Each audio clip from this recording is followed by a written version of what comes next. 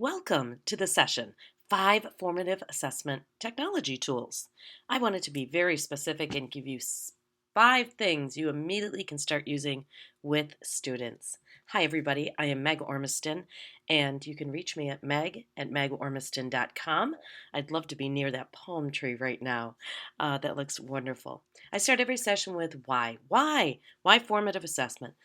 Quick review for you, assessment. Summative assessment is, hey, we're done with the chapter. That's a summative. Formative is every day kind of going quick checks to see where the students are. And those quick checks can be informal. They can be using technology tools, paper, pencil, whiteboard student holds up, raising their hands. There can be all different things to use to do that. The why is so you as the teacher have immediate feedback. Can you move on? Do your students understand it? Or specifically, who do you need to go back and do some reteaching, refreshing with? Most important about everything, summative, formative, and everything in between, is use the data to change instruction.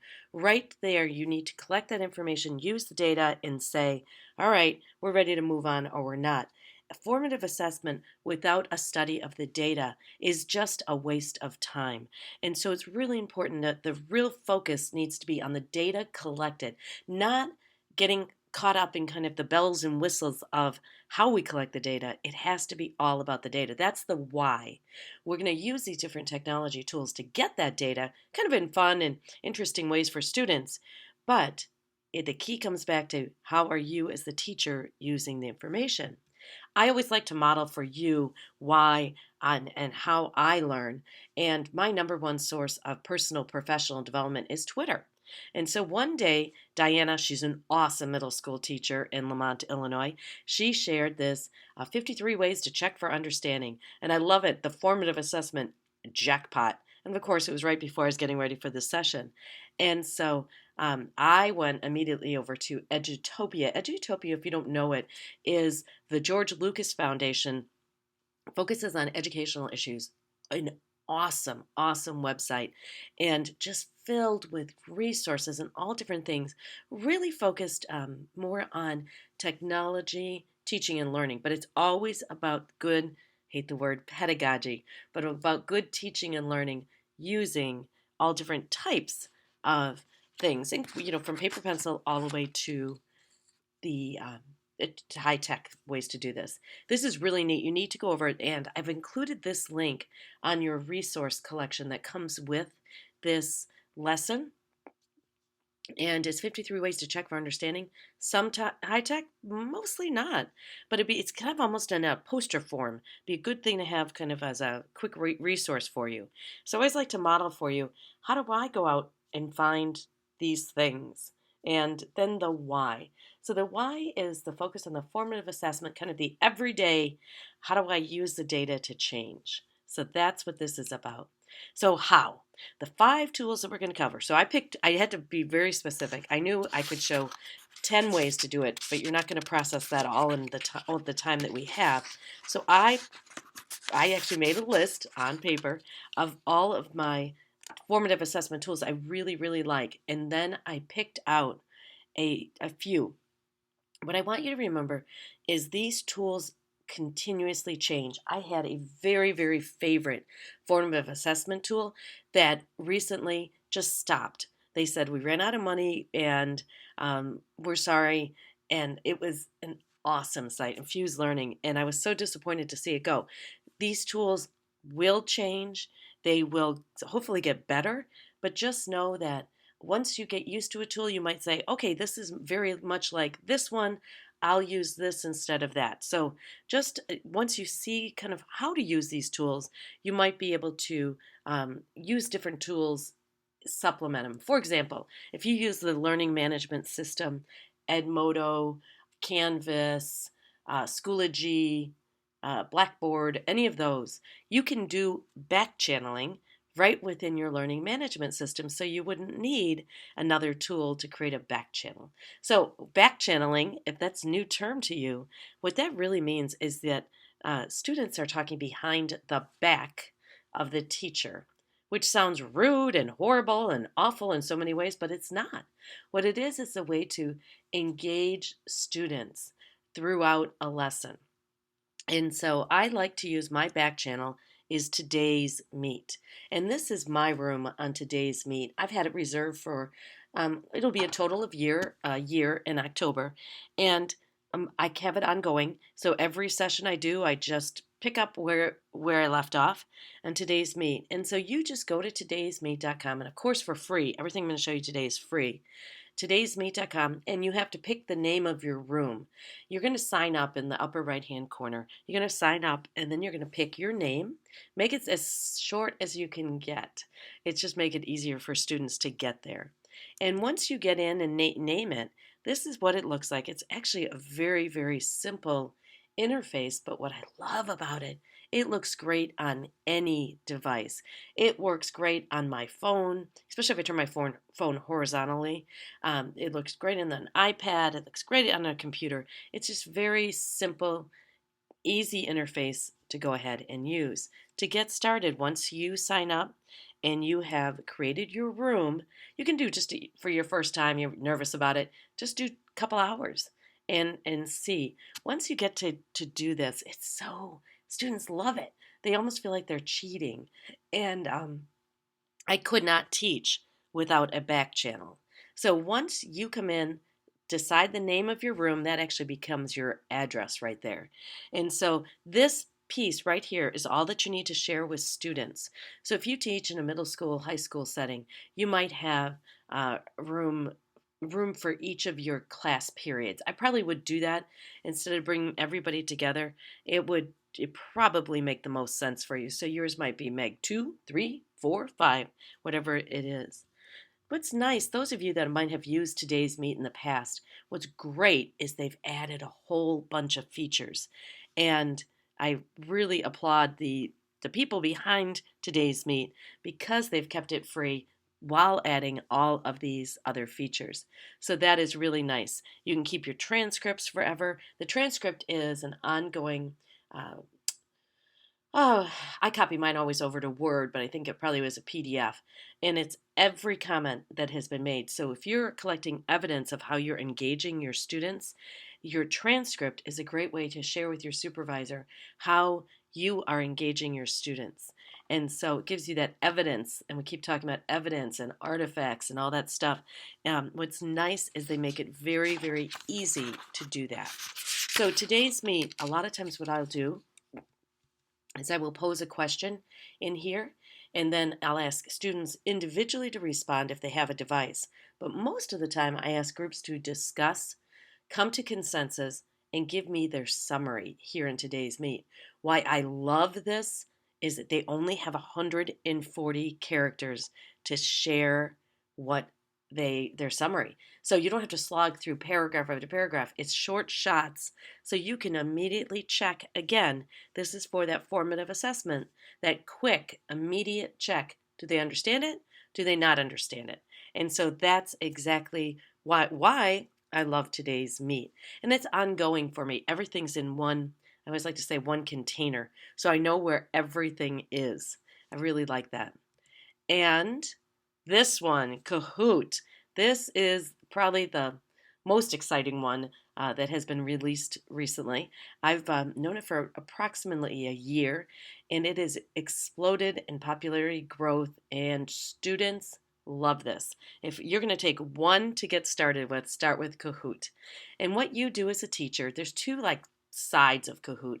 There's the teacher side where you go in and you create your questions, but even better, there's already millions of other teachers' quizzes that you can pick from. And the great part about that is you go into the Kahoot bank and you can go ahead and get a Kahoot from somebody else. Then you duplicate it.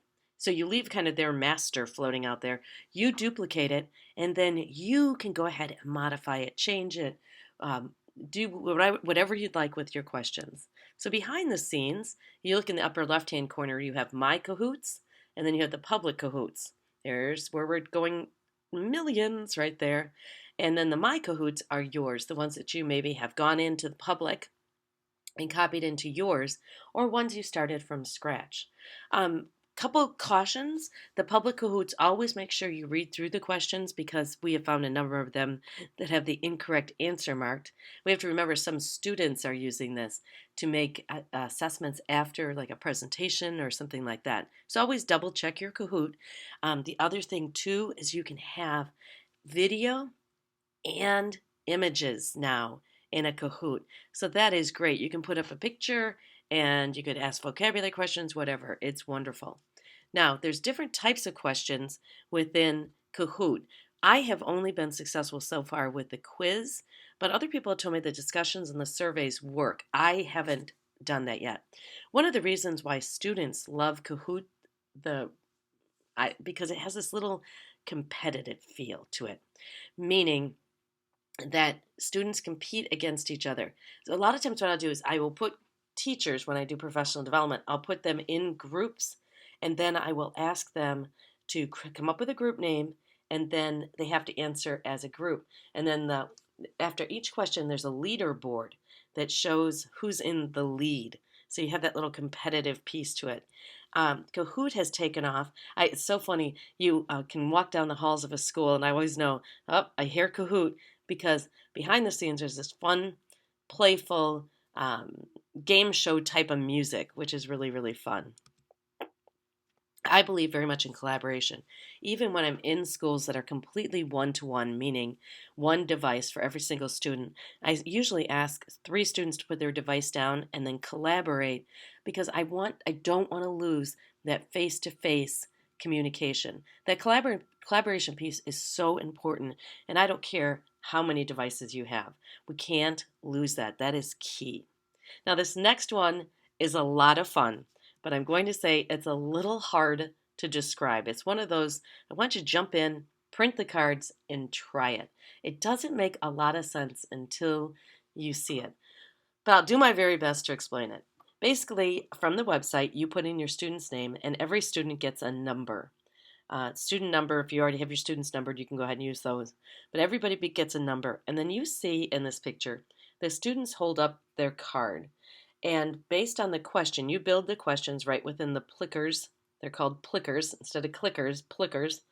And in the plickers website, you build the questions, and then the students hold up their answers. They turn the paper to be A, B, C, or D.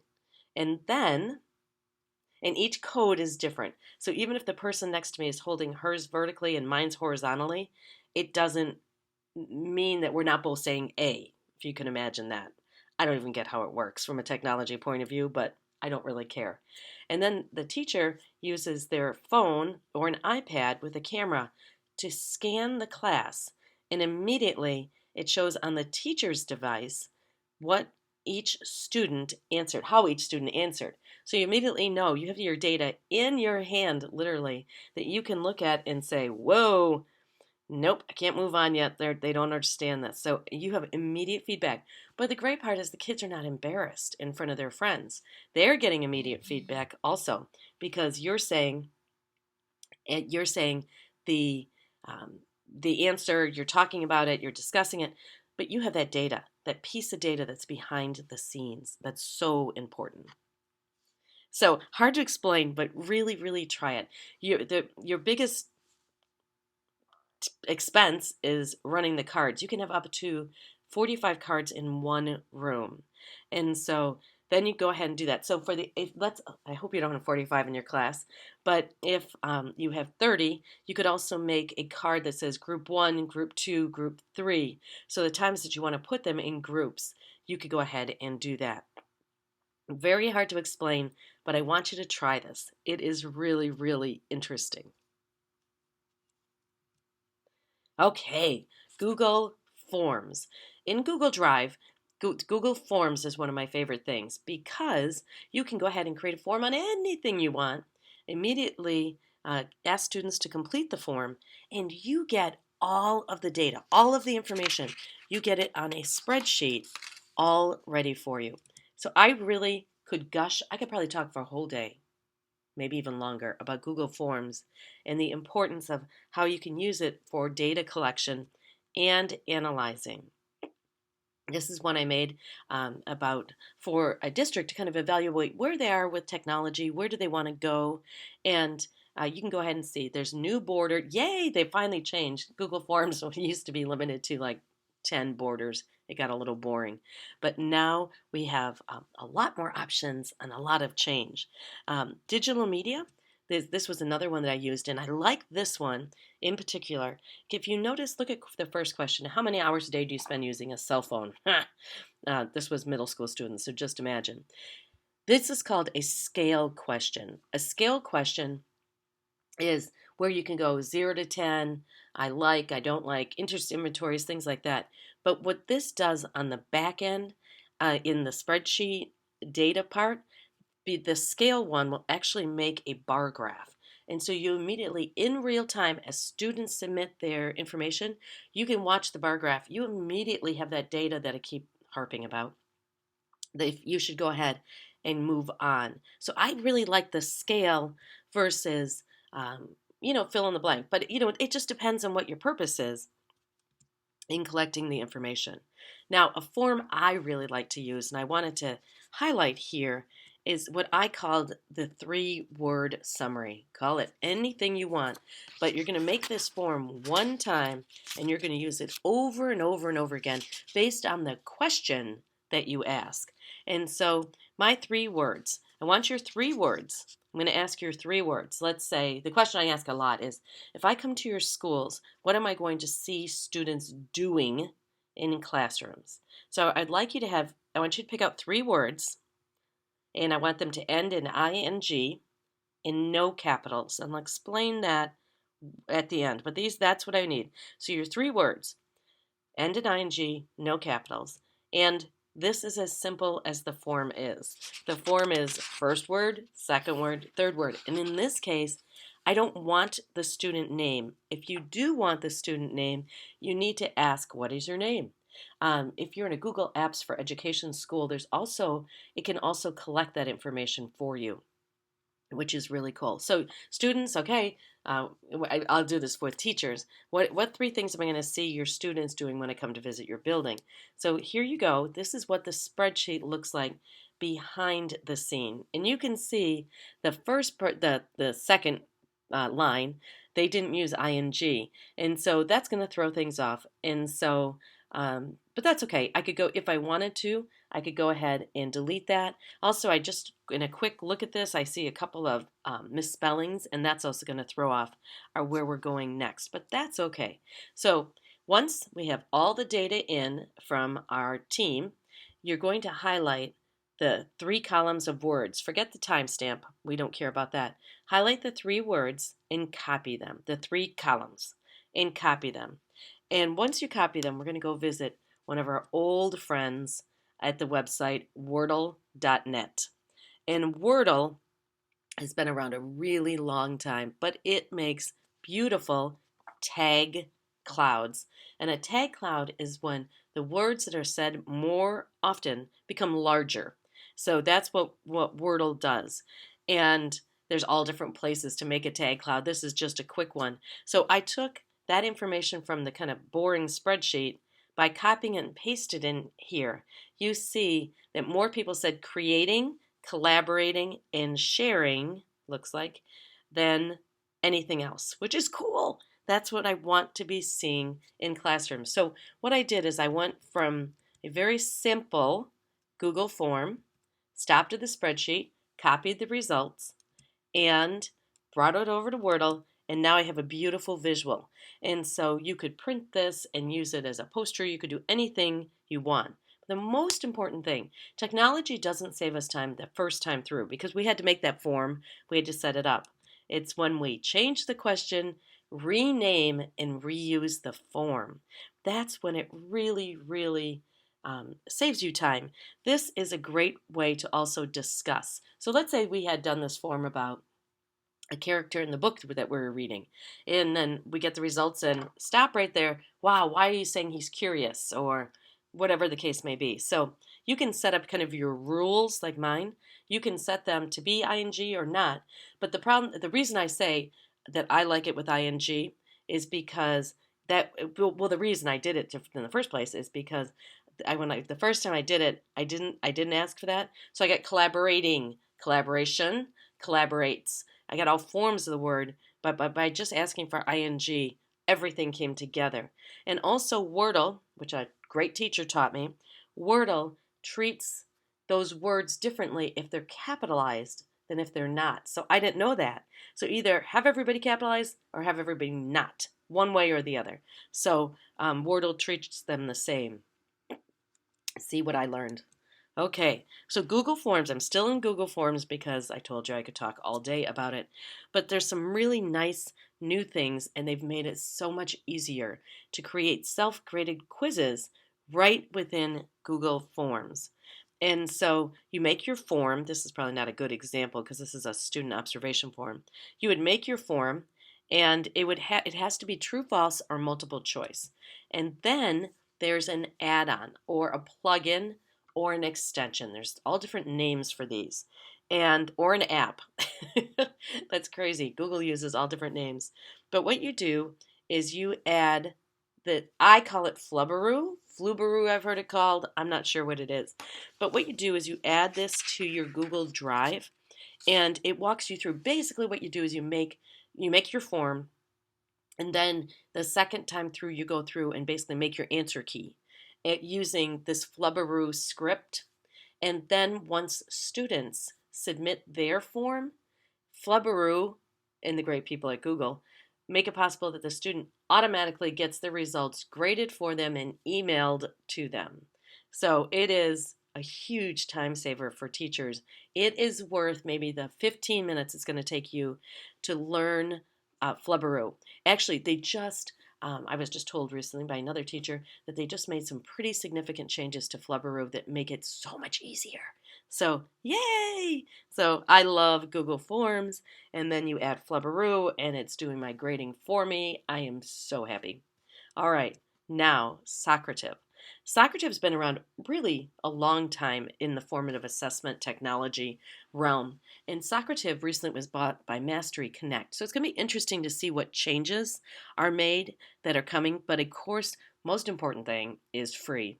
And the teachers have like kind of their own environment, like Kahoot, and then the students have kind of their own environment. So of course, that the teacher goes in and creates the assessments and does that, and then the students come in and they can consume. They can't create in the Socrative environment. And so Socrative, it works great with whatever device. Again, all of these, I picked these very carefully to go for any device that can connect to the internet, because what I'm seeing across schools everywhere is everybody's got a little different something. And, there might be 5 iPads in the classroom, 5 Chromebooks, some desktops. It's kind of crazy what's out there right now. So we need things that work across every platform. And that's why I picked this specific group of formative assessment tools. Now, exit slips. I used to do these all the time when I was in the classroom. I was like the queen of the exit slip. But a lot of times what would happen is I'd collect the exit slip, the students would leave, and they would sit in a pile on my desk.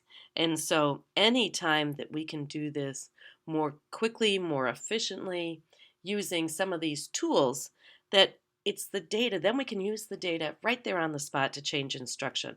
Not that we're going to take these exit slips, drive them around in your teacher bag for the weekend, and then do something with them. We're not going to do that. Exit slip, one way you could do an exit slip is if your students use Twitter. I know a lot of people are afraid of Twitter or don't know quite how it works, but that is another segment that we did in this group, and that was Twitter for teachers. So you might want to think about that if for your professional development, to go learn a little bit more about how you could use Twitter as a formative assessment as well as an exit slip. So I do thank you very much. And please feel free, if I went too fast through a segment or you need a little refresher or somebody's questions, email me, meg@megormiston.com. I will get right back to you. If it's a quick question, you probably catch me faster on Twitter. But please, please, please feel free to go ahead and follow up. And again, don't forget the resource section that we included has all the links to the resources that we talked about today, as well as the dissemination questions. So thank you again. I appreciate you joining us for this session.